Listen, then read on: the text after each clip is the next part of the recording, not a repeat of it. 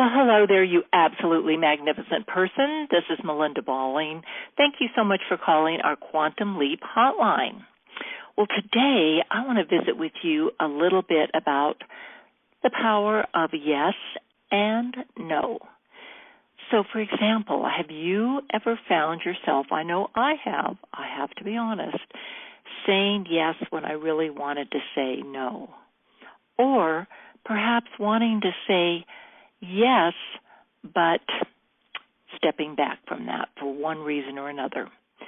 So let's talk about that.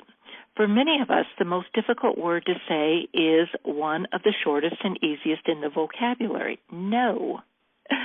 So go ahead, say it out loud, no. No. Simple to pronounce, sometimes hard to say, because we might be afraid people won't like us or we'll feel guilty. We may believe that a good employee, child, parent, spouse, or Christian never says no.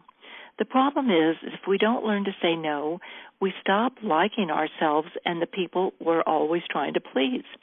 We may even punish others out of resentment because we haven't been able to say no.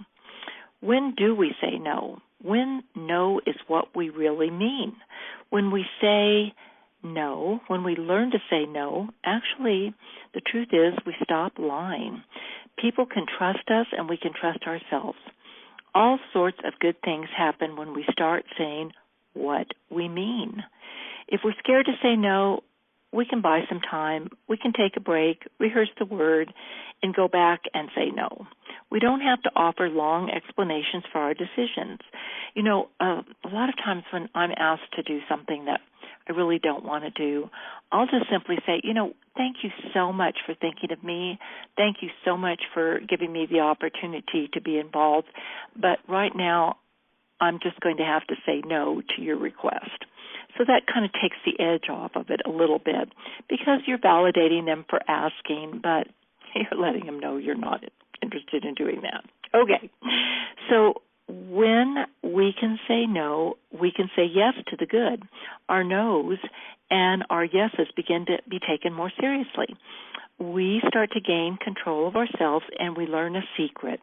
No isn't really that hard to say. All right, so we talked about no's. Let's talk about yeses. All right. So we can learn to say yes to the things that feel good, to what we want for ourselves and others. We can learn to say yes to fun, yes to meetings, to calling a friend, asking for help. We can learn to say yes to healthy relationships, to people and activities that are good for us. We can learn to say yes to ourselves, what we want and need, our instincts, and more importantly, the leading from God's guidance.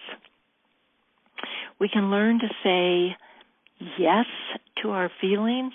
We can learn to identify when we need to take a walk, take a nap, have our back rubbed, or buy ourselves flowers.